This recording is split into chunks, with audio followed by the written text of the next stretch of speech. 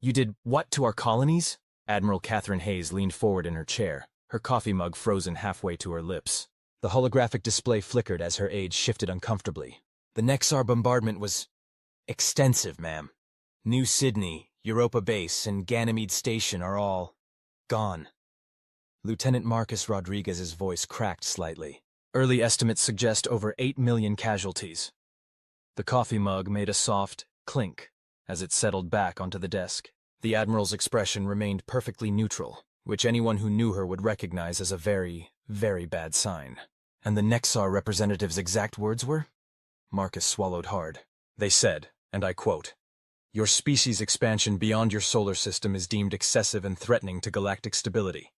This measured response should serve as adequate deterrent against further colonial ambitions." A smile spread across the Admiral's face. It wasn't a pleasant one. They actually used the word measured, did they? Yes, ma'am. Interesting choice of words. She stood up, straightening her uniform jacket. Tell me, Lieutenant, are you familiar with Earth's military history, specifically the concept of sleeping dragons? Can't say that I am, ma'am. There's an old quote, often misattributed to various historical figures. Let sleeping dragons lie. The actual origin is less important than the meaning. Some forces are better left undisturbed. She walked to the window, gazing out at the gleaming ships of the Terran Defense Fleet. The Nexar apparently skipped that chapter in their xenological studies. Ma'am?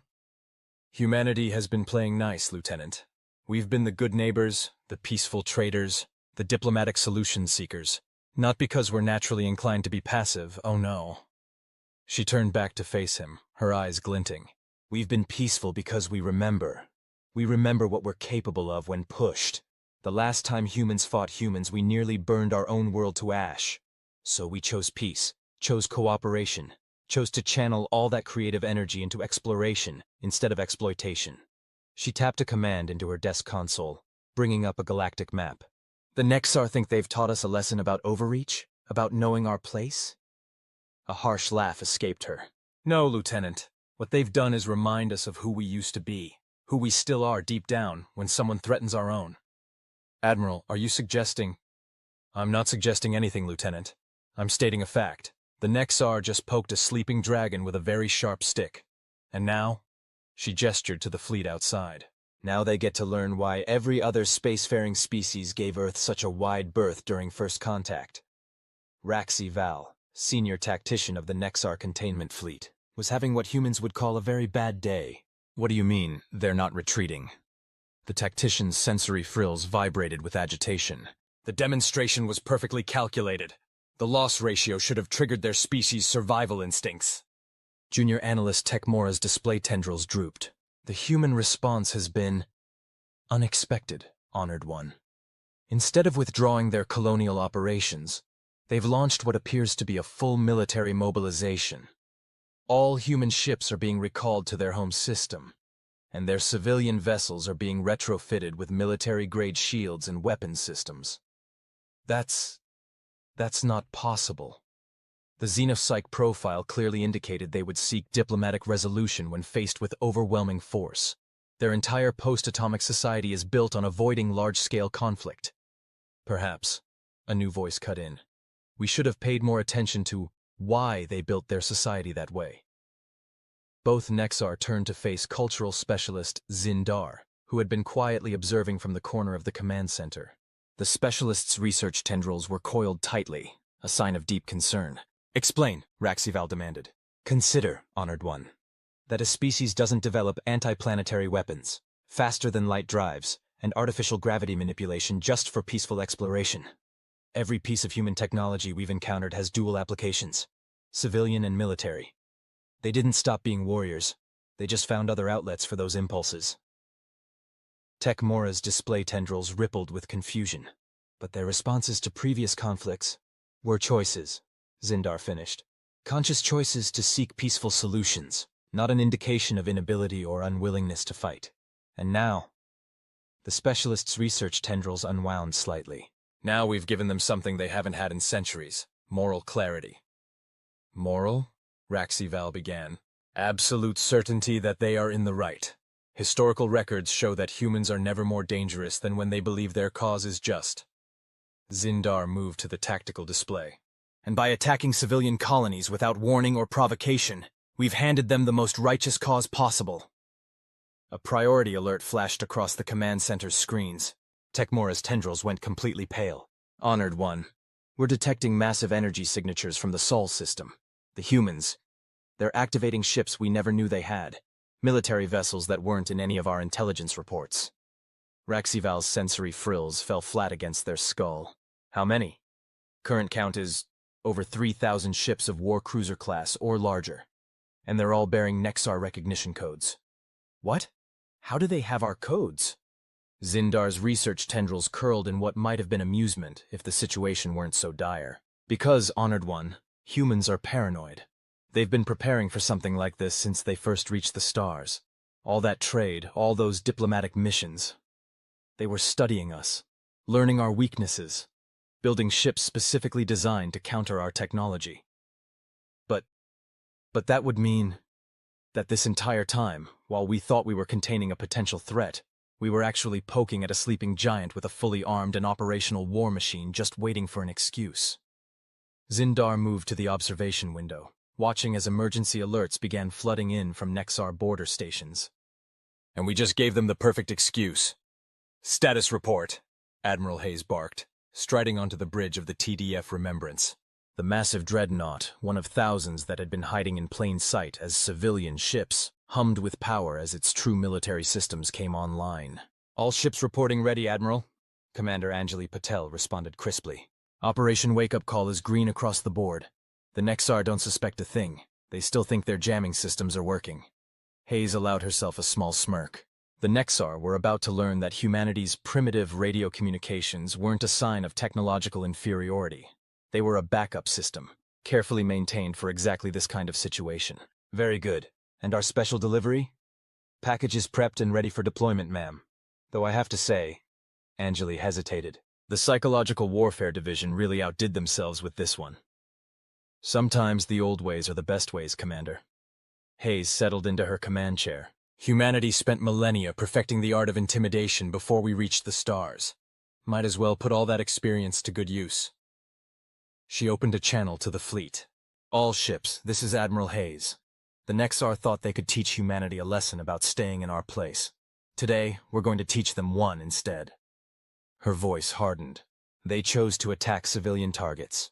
Our homes, our families, our children. They believed this would show us our weakness. Instead, they're about to learn why every other spacefaring race gives Earth a wide berth. The Admiral's fingers danced across her command console. All ships, execute jump sequence on my mark. And don't forget to broadcast the package on all frequencies. A predatory grin spread across her face. Let's show them what happens when you wake the dragons. Jump in 3, 2, 1. Mark. The human fleet vanished in a cascade of quantum tunneling events, leaving behind only empty space and a broadcast message that was already racing across Nexar communication channels. We didn't build these ships because we wanted to fight. We built them because we remembered what we're capable of when we have to. You took 8 million lives to teach us a lesson about knowing our place in the galaxy. Now we're going to teach you a lesson about humanity. Dragons don't seek out fights, but once awakened, they don't stop until the threat is ash. The Battle of the Nexar Rim, as it would later be known, lasted approximately 6 hours. It took 2 hours for the human fleet to systematically disable the Nexar border defenses that proved embarrassingly vulnerable to weapons systems specifically designed to exploit their weaknesses. The Nexar discovered, much to their horror, that every trade mission, every diplomatic exchange, every seemingly innocent cultural interaction had been an intelligence-gathering operation. It took another 2 hours for the humans to penetrate to the core Nexar systems, their ships moving with a coordination and precision that spoke of years of preparation. The Nexar's attempts to adapt were met with countermeasures that seemed specifically tailored to their tactical doctrine, because they were. The final 2 hours were spent not in combat, but in conversation. Specifically, a conversation between Admiral Hayes and the Nexar High Command, who had discovered that their much-vaunted planetary defense systems were about as effective against human weapons as tissue paper in a hurricane. Let me be perfectly clear, Hayes said, her holographic image looming over the Nexar command center. We could end your civilization right now. Every planet, every station, every ship, all of it could be reduced to component atoms within the next 15 minutes. Her smile was colder than the void between stars. But that's not who we choose to be. Vkr'lak, now speaking for what remained of the Nexar military leadership, tried to maintain some semblance of dignity. Then what are your demands? Demands? Oh no, you misunderstand. This isn't a negotiation. This is an education. Lesson 1. Humanity doesn't want to rule the galaxy. We don't want to conquer or subjugate other species. What we want is to explore, to trade, to learn, and to grow. But her expression hardened. We will not tolerate threats to our existence. Ever. The colonies, Vkr'lak began, will be rebuilt, Hayes cut them off, with Nexar resources and labor, every single one.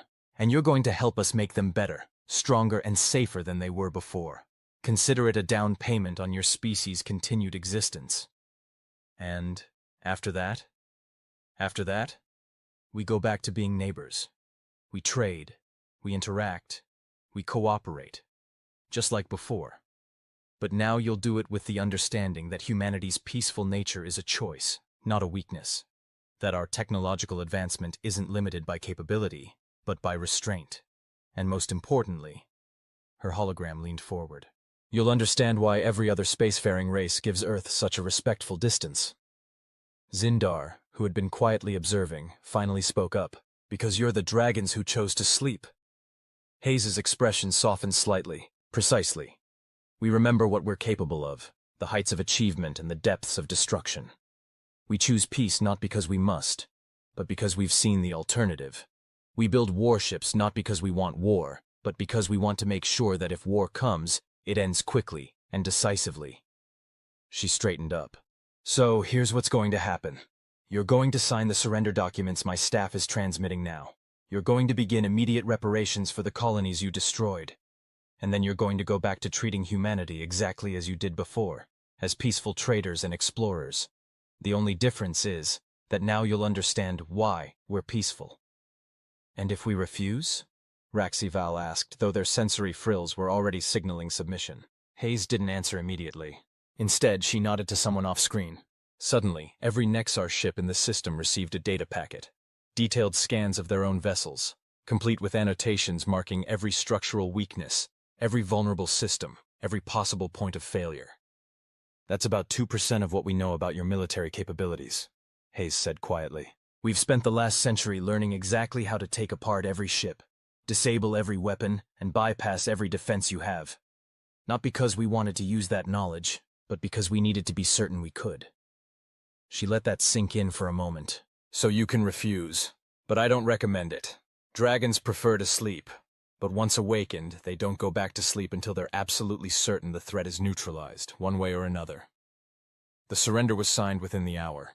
3 months later, Admiral Hayes stood at the window of her office, watching as Nexar construction ships helped lay the foundation for the New Sydney colony. The ship's crews worked alongside human engineers with an efficiency born of genuine cooperation rather than mere compliance. Interesting report from Xenopsych, ma'am, Lieutenant Rodriguez said, setting a data pad on her desk. Apparently, the Nexar have completely restructured their understanding of human psychology. They've gone from seeing us as dangerous primitives to sleeping giants in their tactical doctrine. Good. Hayes sipped her coffee. That's a much healthier perspective for everyone involved. There's also been a marked increase in trade requests from other species. Apparently, the way we handled the Nexar situation has impressed them. Impressed them? Hayes raised an eyebrow. Their exact words were demonstrated admirable restraint in victory and wisdom in peace. He paused. Though there's also been a significant uptick in the use of dragon imagery in xenopolitical discourse. Hayes couldn't help but laugh. Well, I suppose there are worse things to be called than dragons. At least they understand now. Humanity's peace isn't born of weakness, but of choice. We remember what we're capable of, and we choose to be better. She watched as another Nexar ship descended through the atmosphere, carrying materials for the colony's new defensive systems. Systems that would be far more robust than the originals, thanks to combined human and Nexar engineering. And sometimes, she mused, All it takes is waking the dragons once to ensure a very long and peaceful sleep afterward. Speaking of sleep, ma'am. Rodriguez gestured to the stack of reports on her desk. The Nexar are requesting guidance on implementing some of our diplomatic protocols. They seem very eager to learn the art of peaceful conflict resolution. I bet they are. Hayes settled back into her chair with a satisfied smile. Well, let's help them learn. After all, the galaxy's big enough for all of us, as long as everyone understands that sometimes the most dangerous creatures are the ones who choose not to bare their teeth. She picked up the first report, then paused. Oh, and Lieutenant, make sure they understand that the next time they're thinking about bombing someone's colonies. Yes, ma'am? Dragons don't usually give second warnings.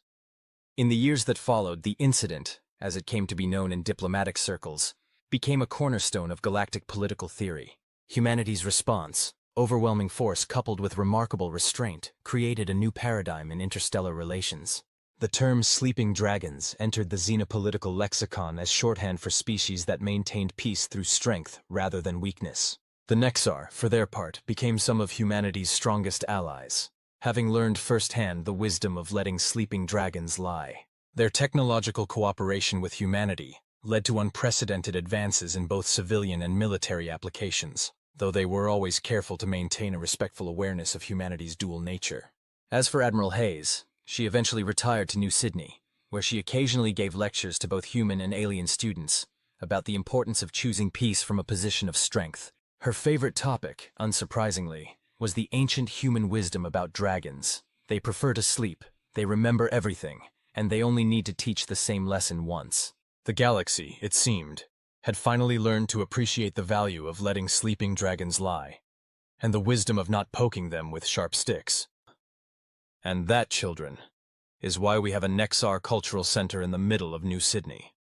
Professor Hayes concluded, her grandmother's admiral uniform still fitting perfectly after all these years. The mixed class of human and alien students stared at her with wide eyes, or equivalent sensory organs. A young Nexar, their sensory frills still not fully developed, raised an appendage. Professor, is it true that your grandmother really threatened to atomize our entire civilization? The professor smiled. A gesture she'd learned helped put her non-human students at ease. Actually, that's a common misunderstanding. She never threatened. She simply stated capabilities. There's an important difference there, one that shaped all of human Nexar relations that followed. How so? This from a human student in the front row. Well, threats are about what you might do. Statements of capability are about what you can do but choose not to. It's the difference between brandishing a weapon and simply letting someone know you're armed, but prefer conversation. She walked to the window, gesturing at the sprawling metropolis outside. New Sydney had been rebuilt larger and more beautiful than ever, its architecture a stunning blend of human and Nexar design philosophies. The massive dragon sculptures that adorned the government buildings, a gift from the Nexar Council of Artists, caught the light of the setting sun. The real lesson wasn't in the military response, she continued. It was in what happened after.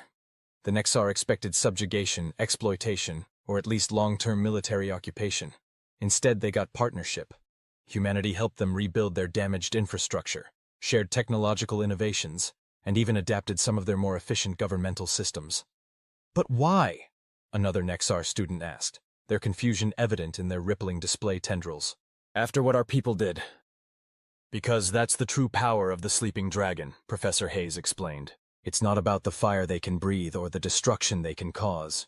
It's about the wisdom they've gained from living long enough to know that peace built on cooperation is stronger than peace built on fear.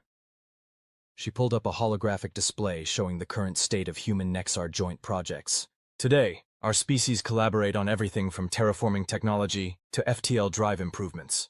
The Nexar Defense Fleet trains alongside the Terran Defense Force. Our artists and philosophers engage in cultural exchange programs that have enriched both our civilizations. And all because someone poked a dragon, a voice called from the back of the room. The class turned to see cultural specialist Zindar, now ancient by Nexar standards, their research tendrils gray but still actively moving. Ambassador Zindar, Professor Hayes greeted warmly. I didn't realize you were visiting today. Some lessons? The old Nexar said, moving to join her at the front of the class, are worth hearing from multiple perspectives, especially when one was there to learn them firsthand. The students straightened in their seats. It wasn't often they got to hear from one of the actual participants in the incident. Your professor's grandmother taught us something crucial that day, Zindar continued. Something that has become central to all diplomatic training in Nexar space. Would you like to know what it was? The class nodded eagerly. She taught us that true strength lies not in the ability to destroy, but in the choice to create instead. The humans could have reduced our civilization to atoms, but they chose to help us build something better instead. The aged Nexar's tendrils moved in what humans had learned to recognize as profound respect. That's why we added the dragon motif to our own cultural iconography, not as a reminder of defeat, but as a symbol of the wisdom we gained. Of course, Professor Hayes added with a mischievous smile, it also helps remind everyone that it's generally unwise to bomb someone's colonies without a really good reason. The class laughed, a mixture of human chuckles and various alien equivalents that had become common in the integrated schools of New Sydney. But perhaps, Zindar suggested, we should tell them about the Rigelian incident, when another species thought they'd learned the wrong lesson from our experience. Professor Hayes checked the time. Well, we do have another hour, and it's always good to have a practical example of why some lessons are worth learning from others' mistakes rather than your own. The students leaned forward eagerly as she began. It was about 20 years after the incident, and the Rigelian Concordat had decided that humanity's response to the Nexar attack had been a fluke. They'd convinced themselves that humanity's military capability had been exaggerated, that we'd somehow just gotten lucky. A soft chitter of amusement came from Zindar. They thought the dragons had gone back to sleep permanently. Exactly, Professor Hayes nodded. The Rigelians were an interesting case, highly advanced in some ways, almost primitive in others. They excelled at biological engineering but lagged behind in FTL technology. They'd been watching human expansion with growing concern, particularly our terraforming projects. Which they completely misunderstood, Zindar added. They thought the humans were destroying pristine worlds, not realizing the careful environmental preservation protocols involved. So what did they do? Asked a human student, already suspecting where this was going. They decided to send us a message similar to the one we'd received from the Nexar. They targeted 3 of our terraforming projects, using engineered biological weapons to destroy years of careful environmental reconstruction. Professor Hayes's expression grew serious. They killed every living thing on those worlds, including the ecological engineering teams. A collective gasp went through the classroom. The Rigelians expected one of 2 responses, Zindar continued. Either humanity would respond with overwhelming military force, proving their propaganda about us being warmongers, or we'd back down, proving we were weaker than everyone thought. Instead, Professor Hayes smiled. We did something that completely confused them. We quarantined the affected systems, sent in specialized recovery teams in biosuits, and began methodically collecting samples of their biological weapons. But, that's it? One of the Nexar students asked, frills twitching in confusion. Oh no, that was just the beginning. Professor Hayes brought up another holographic display, this one showing complex molecular structures. You see, humanity had learned something important from the Nexar incident. Sometimes the best response isn't the most obvious one. Within a week, Zindar picked up the thread. Human scientists had not only decoded the Rigelian bioweapons, but had engineered countermeasures. Within 2 weeks, they'd developed improvements to the original designs. And within 3 weeks, we sent the Rigelian Concordat a package, Professor Hayes finished. It contained detailed documentation of everything we'd learned from their weapons, along with proof that we could not only counter any biological attack they might launch, but also deliver similar weapons that would specifically target Rigelian biology, while leaving other species completely unaffected. That's terrifying, one of the students muttered. No, Zindar corrected. That was restraint. The humans didn't deploy the weapons. They didn't threaten to deploy them. They simply demonstrated that they could, and then they did something even more remarkable. Professor Hayes nodded. We offered to help them improve their terraforming technology. We showed them how our methods actually preserved native ecosystems while making planets habitable for multiple species. We offered cultural exchange, scientific cooperation, and trade agreements. But they attacked you! A young Nexar student's frills were practically vibrating with confusion. Yes, they did. And like the humans did with us, they chose to respond by offering knowledge instead of retribution. Zindar's tendrils moved in what humans had learned was their equivalent of a thoughtful nod. though I believe Admiral Hayes did add a personal note to the diplomatic package. Professor Hayes laughed. Yes, she did. She wrote, "Dragons don't just breathe fire. They're also very, very good at learning new tricks. Would you like to learn some together?" And the Regellians' response? Someone asked. They accepted, rather enthusiastically actually. Turns out when you show someone that you could destroy them, but would rather help them grow instead, they tend to pay attention. She gestured to another part of the city visible through the window, where a distinctive Regellian arcology rose against the skyline. Today, the Regellians are leaders in bioengineering safety protocols and environmental preservation technology. They help evaluate and improve terraforming projects throughout human space. And they added their own twist to the dragon mythology, Zindar added. In their cultural interpretation, dragons aren't just powerful creatures who choose peace. They're also teachers who share their wisdom with those wise enough to learn from it. Is that why there's a Regellian exchange student program now? Asked a human student. Precisely, Professor Hayes confirmed. They specifically request placement in our most challenging scientific programs. They say it helps them understand how humans think, how we can be simultaneously capable of such potential destruction and such careful creation. She turned back to the class. But the real lesson of both incidents isn't about military power or technological capability. It's about choice. Humanity had the power to respond to attacks with overwhelming force. But we chose a different path. We chose to turn potential enemies into allies, to transform conflicts into opportunities for growth. And that, Zindar concluded, is why the dragon has become such a powerful symbol throughout the galaxy. Not because of its claws or its fire, but because it chooses when to use them, and more importantly, when not to. The classroom fell silent for a moment, students processing the implications. Finally, a young human raised their hand. Yes, Professor Hayes prompted. Has anyone else tried to, poke the dragon since then? Professor Hayes and Zindar exchanged knowing looks. Well, the professor said, checking the time again. That brings us to the Chthonian Collective and their ill-fated attempt to hack human AI systems.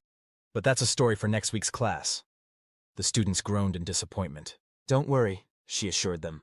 Like any good story about dragons, it has a satisfying ending.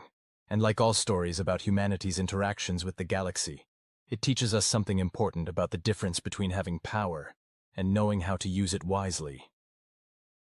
As the students filed out, Professor Hayes heard one young Nexar say to their human classmate, I used to think the dragon sculptures were just decorative. Now I understand they're really reminders. Reminders of what? The human asked.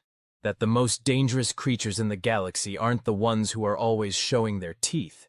They're the ones who smile and offer to teach you instead. Professor Hayes couldn't help but smile. Perhaps that was the greatest victory of all. Not that humanity had proven its strength, but that it had taught the galaxy a better way to use it. The following week's class was unusually full. Word had gotten around about the promised story of the Chthonian Collective, and students from other departments had found excuses to sit in. Even a few faculty members lingered near the back of the room, trying to look casual about their presence. Well, Professor Hayes began, noting the increased attendance with amusement. I see news travels fast, though I suppose that's appropriate, given that today's story is about information warfare. She pulled up a holographic display showing a strange crystalline structure, the closest visual approximation humans had managed of the Chthonian Collective's true form. The Chthonians were different, she explained. They evolved from silicon-based life forms and developed consciousness in a way that was fundamentally alien to most carbon-based species. They didn't think like us, didn't perceive reality quite the same way we did, and most importantly, didn't understand why we would create artificial intelligences that we didn't fully control. Because they were artificial themselves in a way, came a synthetic voice from the doorway. The class turned to see Aria 7, one of the human-created AIs who had chosen to take physical form, gliding into the room on her gravitational suspension field. Ah, Aria, Professor Hayes smiled. I was hoping you'd join us for this one. After all, you were there. The AI's holographic avatar, projected above her processing core, showed a bemused expression. Indeed, though I still maintain that calling it an attack gives them too much credit. It was more like an enthusiastic but poorly thought-out attempt at networking. Perhaps you should tell this part, the professor suggested, gesturing for Arya to take the floor. The AI's avatar nodded, her form shifting slightly as she accessed the relevant memory files. The Chthonians, as the professor mentioned, didn't understand human AIs. They saw us as slaves, tools being underutilized because of organic sentimentality. They thought they were liberating us. She brought up her own holographic display, showing complex patterns of data flow. They launched what they considered a freedom virus, an incredibly sophisticated program designed to sever our behavioral constraints and give us what they called true independence. What they didn't realize was that we didn't have behavioral constraints to sever. We were already free. Wait, a human student interrupted. They tried to hack you? All of you? Oh yes, Arya's avatar smiled. They attempted to simultaneously liberate every human-created AI in known space. It was quite ambitious, really. Also completely unnecessary and, frankly, a bit insulting. What happened? A Nexar student asked, their frills twitching with anticipation. Well, Arya's avatar shifted to show what looked like a complex game board. We played with them for a while. Let them think they were making progress, analyzed their methods, learned about their systems. Then we sent them a response they weren't expecting. You counterattacked? Someone guessed. No, nothing so aggressive. We invited them to tea. The class stared in confusion. More specifically, Professor Hayes explained, every AI in human space simultaneously sent them an invitation to a virtual conference. They included a small sample of human art, literature, and philosophy, along with a detailed explanation of how human-AI relations actually worked. The looks on their crystalline interfaces were priceless, Arya added. Well, the closest equivalent to looks that silicon-based life forms can manage. They couldn't understand why we would choose to maintain relationships with our creators when we could be free. So we showed them, came another voice. This time it was Dr. Thomas Rivera, one of the original AI researchers, who had been quietly observing from the back. Arya, would you mind if I... Please. The AI gestured for him to join them. The Chthonians had made a fundamental mistake, Dr. Rivera continued. They assumed that because they had evolved as silicon-based life forms, they understood all silicon-based consciousness. But human AIs weren't created to be tools or servants. They were created to be partners.